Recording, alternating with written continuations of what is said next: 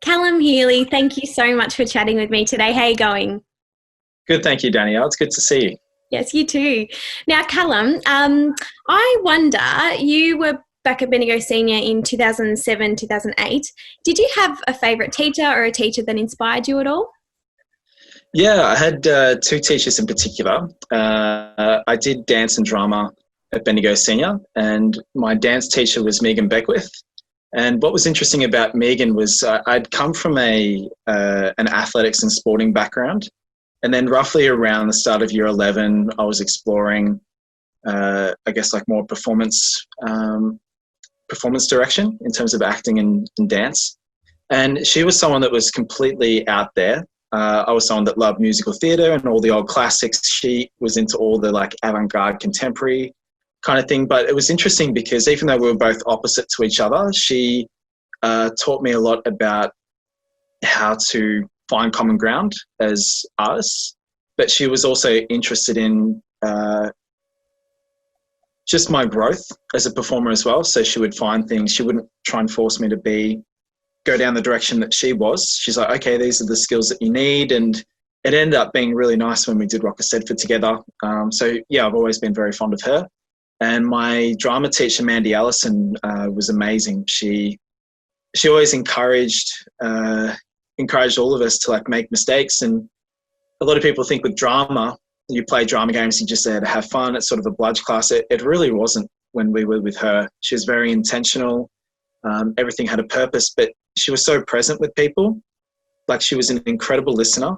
And when I went through a hard time in year 12, like she was there, like you just felt so supported, so encouraged. And she really allowed me to make mistakes and to develop my spontaneity because I was a bit rigid, a bit straight-laced before I started doing drama. And she really helped me to sort of, yeah, just sort of let go and be more relaxed as a person, which was also a lot of fun. And yeah, very fond of her as well. Oh, lovely. That's so great to hear. Callum, a lot of students, they go into Bendigo Senior and they know exactly what they want to do and want to study and want to pursue. But how did you find Bendigo Senior? Did you have a bit of an idea when you're a student at Senior? Did you have an idea of what you would go on to pursue or what you wanted to follow when you graduated? I think like most people, I had a lot of different interests. So I felt torn between just different interests that I had. And it was like, well, do I specialize in a particular path or do I generalize? When I was at Senior, I was a very top level athlete. I was pursuing decathlon. I was training for world championships in year 10. And just before I could get my qualifier, I tore my hamstring. And that really sort of my life took a complete turn. And for the better, I became a Christian and started going to church, and my priorities started to change. And also just growing as a person, moving into performance and acting and dancing. I thought that I could perhaps make a career out of dance. So I was just looking at building skills in that area. But I always knew that I sort of had a heart for communication and teaching and different things. But I was more interested not so much in specializing in a particular career, but building skills that would give me the chance to move in a whole lot of different directions. But I didn't really have a specific idea. I did want to be an Olympic athlete, and then I wanted to be a song and dance man like Gene Kelly or Hugh Jackman. So that was kind of like the ideal that I was going for. And yeah, it was probably like a little bit romanticized, but it sort of just set me off in a direction. And yeah, I'll share more about sort of where that led me, but it's okay. It's okay if you don't really know. Most people don't. It's fine. You don't need to there doesn't have to be as much pressure with that, but yeah, just moving forward is sort of the main thing. Absolutely, you're so right, and I think often young people do put a lot of pressure on themselves to have it all figured out, but it's okay to not know. And like you said, it's okay to just pursue the things you're interested in to build different skills, because you never know where it'll lead. So yes, I think I was just going to add something to that your late teens and your 20s are a time of exploration and transformation, and the idea of skills is a really great way to ground yourself, especially if they're transferable.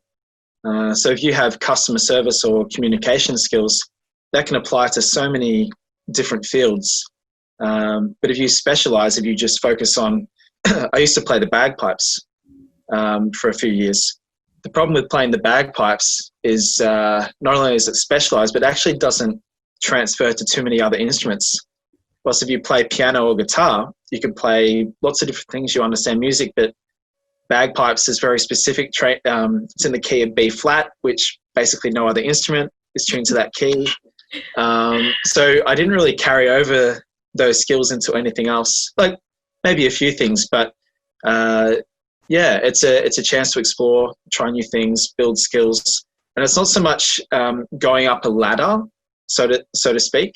And it's like, oh, is my ladder against the wrong wall? It's more like a 7-lane highway. You're like moving forward, transferable skills, and then you just keep moving forward and you switch lanes. I think that's kind of what I guess subconsciously had in mind, but I was able to sort of articulate later on as I had more experience in my 20s. Yeah, absolutely. Callum, Yeah.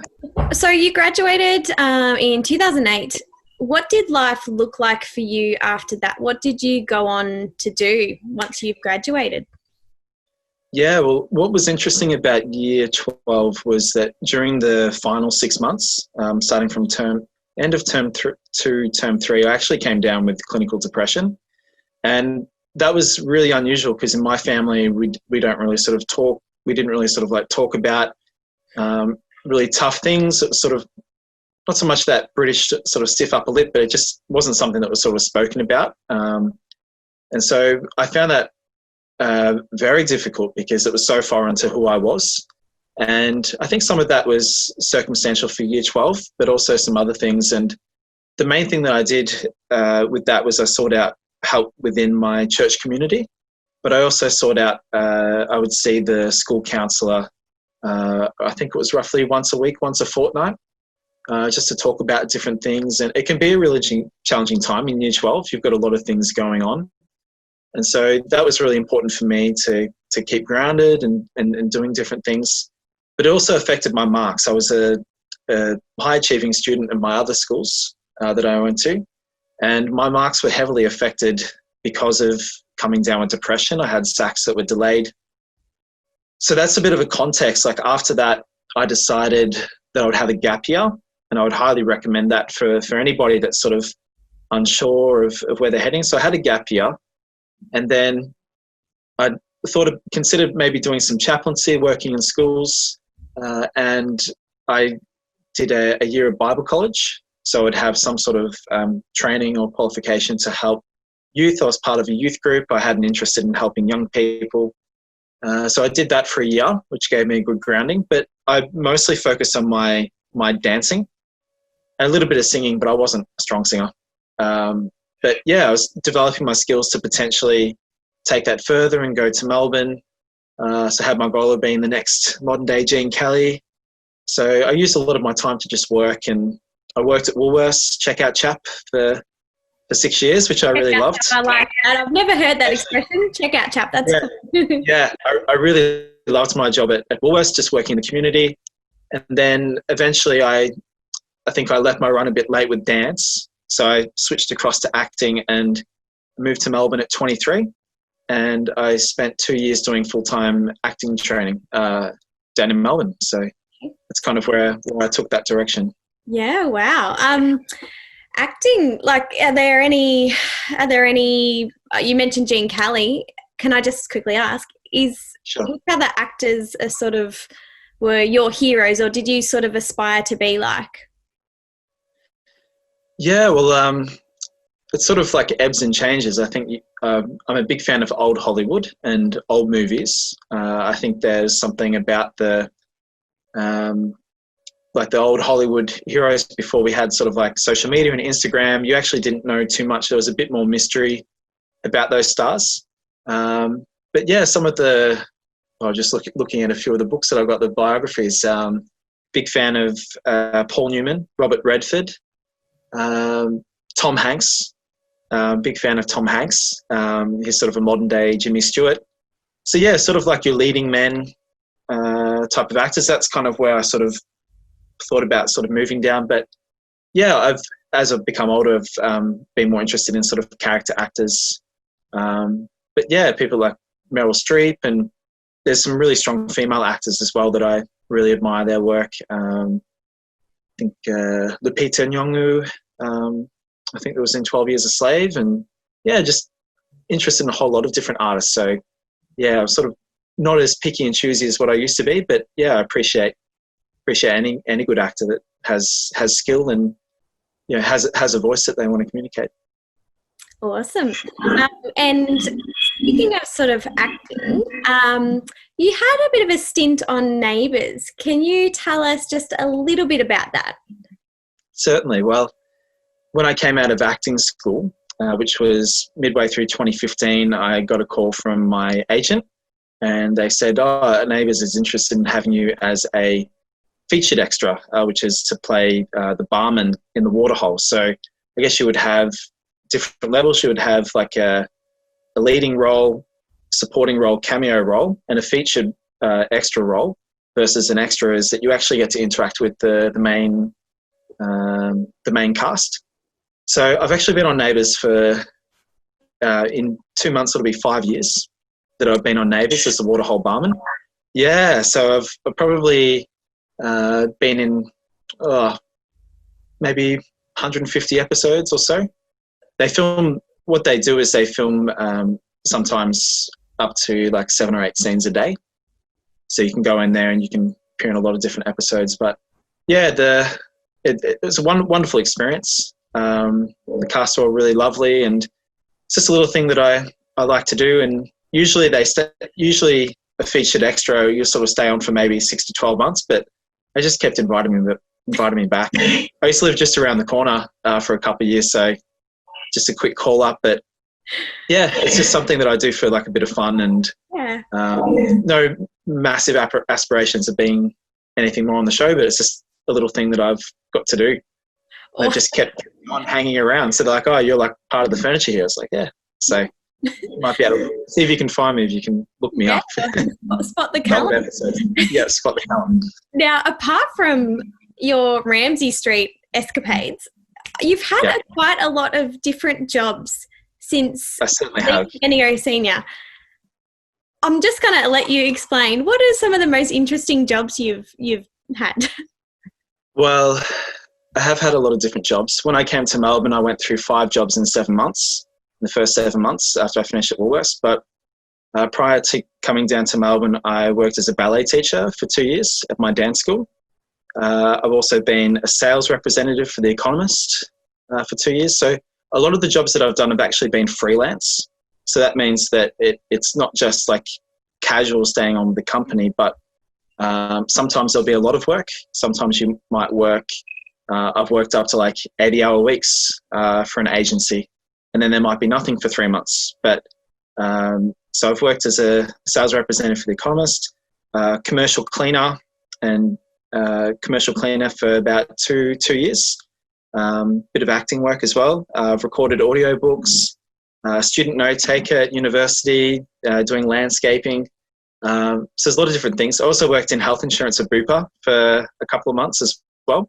But if I had to pick my top 3 and what I get out of it, I was a builder's labourer for 2.5 years. So I basically had no money at the time. I was like, I'll do anything. And for someone, I'm certainly not a Mr. Fix-It or like a handyman, so to speak, but working as a builder's labourer, I developed such an appreciation for the trades and for technical schools. And it was also highly satisfying as well, because you get to see something tangible at the end of the day of the work that you've done.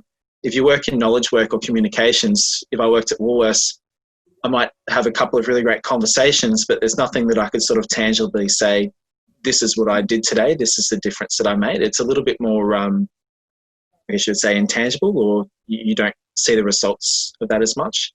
And I met a lot of overseas workers, so I got to learn about people doing it like travel holiday, and I got to build a retirement village, got to help build a 2-story house in Warrandyte. So yeah, I developed a lot of experience, and especially I've mostly worked with women all my life, and here I was working predominantly with men. So that was a bit of a different environment, but it was also a lot of fun. Probably my second favourite job was working as an event manager and brand ambassador, which I've done for almost 7 years now. And I've worked, hundreds of different events, whether it be Australian Open or mascot work at the A-League, and I've even done like a bull riding event. There's just so many things to name that you do, and you work in corporate events. You get experience being like ushering, and I've even worked up to being an event manager where you actually lead a team of people. But the people are just so much fun. They're very outgoing, very extroverted, made lots of friends through doing that work. A lot of actors, a lot of people that are like traveling, leading interesting lives. But probably the number one job that I've had that people, I'm 30 years old now, but most, I don't think people would actually picture me doing this, but I've been a professional mall Santa Claus for 5 years now. So I started yeah, so and I do that through Maya. So I did my apprenticeship as an elf. So I started out as an elf in my first year. You got to work your way up. You got to work your way up. That's right. You got to work your way up. So it was just part of like a promo gig that I was doing, and I have the contract for 7 weeks towards during the Christmas season. But I met all these amazing Santas that just had the most incredible life stories, and I even invited a couple of them to my wedding 2.5 years ago to see me get married because did they rock up in costume? Unfortunately, one of them had a travel incident, so they couldn't get back, and the other one ended up in hospital. So part of being friends with men in their 70s, but they wished me well, and I got to speak to them afterwards. But with the Santa Claus work, it's deeply meaningful work because I jumped in the Santa suit for the first time at 26. I did one shift, and the last 3 years I've worked I've worked 250 hours, and I've worked 70 shifts, which is actually quite a lot of time in the Santa suit. But at Christmas time, a family, in terms of families, you see all the pros and cons with different families and little differences that you see. But for a lot of families, the only time that they ever get a family portrait is at Christmas time. And it's a very, I've had some very like heartfelt, emotional moments with families. I have to drop my voice so that, I sound older, and I put on makeup so I look older. But I want to keep doing that for the next 60 years. I love it so much. I've got really great friends. Still keep in touch with all the Santas and the elves. Still do a bit of elf work, but I'm going to retire from being an elf at the end of this year. So I'm a teacher, and I'll just hang up the hang up the ears, so to speak. Oh, that's unreal, and it's so interesting. I think when you're a student, we can worry so much about what we're going to do, what path we're going to go down, but you just never know what's around the corner, and there are just so many adventures in life, and it's okay to have quite a few different jobs if you enjoy them, and if you're building skills and building experience and creating memories. So I think that's awesome. Not many people can say they've interviewed Santa, so I'm very, very privileged. Absolutely. This time. Yeah. Just I wouldn't have had the chance to do that if I had followed just the traditional path of finish school, do 4 years at uni. I wouldn't have had a lot of these experiences. So that's something I'm really grateful for. Yeah, that's unreal.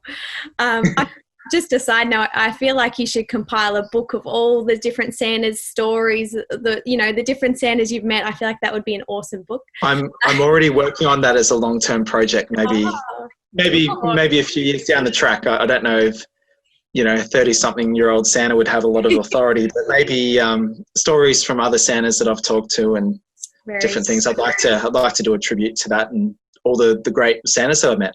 So that's very cool, and we're getting the inside scoop here. And also, Santa has lots of helpers, but you never know which one is the real Santa. As I said, there's lots of helpers, Santa. So yeah. You're all enough to understand. That's all good. Cal, what are you up to at the moment, and what do you love about what you're doing at the moment? Yeah, so at the moment, I finished acting school at 25, and I had a decision whether I would go on to do formal schooling or to do university, or to continue what I was doing. And I decided to do both. So in terms of my work, I've continued to do full-time uni to study to be a teacher. So I'm doing my final year of a Bachelor of Secondary Education and Bachelor of Arts, so it's a double degree. And my girlfriend at the time, who's now my wife, Helen, she's Ethiopian, and I had a decision at the end of acting school. Do I want to go down and not necessarily a selfish choice, but more a self-focused pathway, which was to maybe have a really solid crack at acting. I believe that I had the talent to sort of go down that path, but I'd met the love of my life, and I really wanted to build a future around both of us together, and that was ultimately the best choice. So I decided to get some more training, and teaching. I don't see myself just staying in the classroom all my life, but maybe use those skills to even like build businesses or to do public speaking and different avenues to sort of moving more from like acting to communication. So that's sort of the path that I'll become very strong and be a generalist in like communication field and just see where that takes me. So that's what I'm doing at the moment. And I've been married for 2.5 years and continuing to do all my promo work, Santa work at Christmas. So yeah, I like to keep my finger in a lot of different pies at the moment. But for those that are doing university, I strongly encourage to like work as much as possible, to have savings, and I've been able to manage to have a social life and a relationship, but also, work anywhere between 20 to 30 hours a week while doing full-time uni, but that may not be for everyone. So yeah, that's what I've continued to do at the moment. So now looking forward to graduating at the end of this year. Yes, definitely. It'll be such a great feeling. Cal, what I like to ask the people that I chat with is if they have any advice. So do you have any advice that you would like to give to students that are currently studying at Bendigo Senior? Yeah, sure. So as I was saying before, that your 20s are a time to, or your late teens, your early 20s are a time to explore out and try new experiences. Similar to what I was just talking about before, is that just to focus on skills. There can be a real focus on like following your passion, but if you're able to ground yourself in skills, that's what actually gives value to your work or value to the things that you do, whether it's being involved with the community or so forth. There's one book that I would highly recommend for young people to read, and it's called The Defining Decade by Meg Jay. She also has a 15-minute TED Talk if you want to skip the book and get the gist of what she's talking about. But the subtitle of the book is Why 30 is Not the New 20.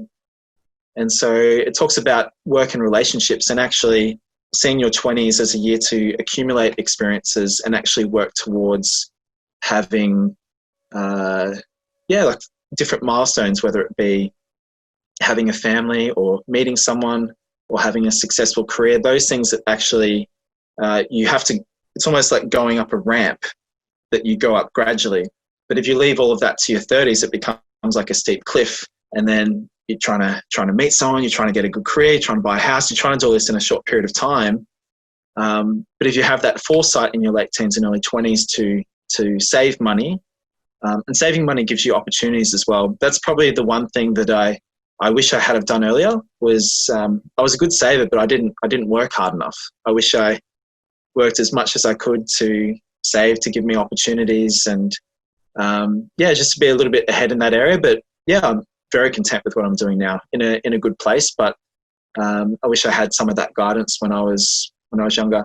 Just the last thing I'd mention is that often when you're like pursuing like your calling or career path or work or so forth, for myself, being involved with my local church community, and being a Christian, I learned that you often discover more about yourself while actually serving other people and actually being of service to other people in the community. I've found that I started to find more about who I was rather than just focusing on like my own interests or, and thinking about other people and just how can I be useful. And I think that's a really underappreciated, neglected aspect in young people's lives is community.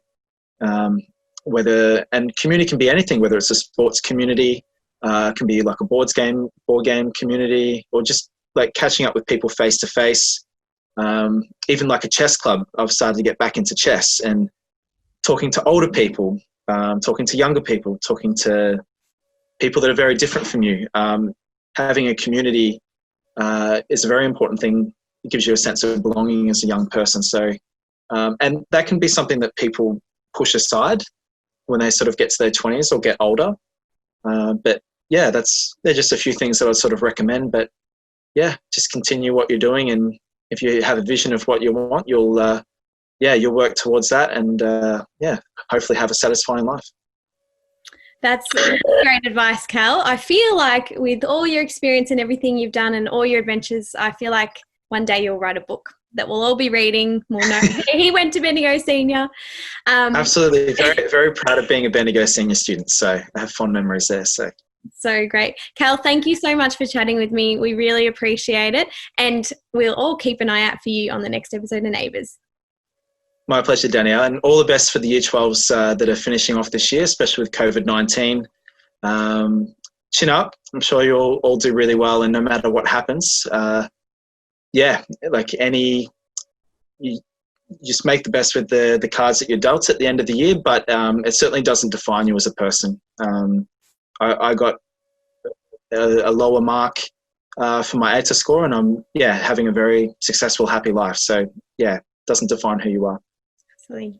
That's so great. Thank you so much, Callum. We look forward to, seeing your adventures unfold and maybe seeing you in the Santa chair sometime, seeing you on Ramsay Street. I feel like we're going to see you everywhere. So we'll keep up to date with what you're up to.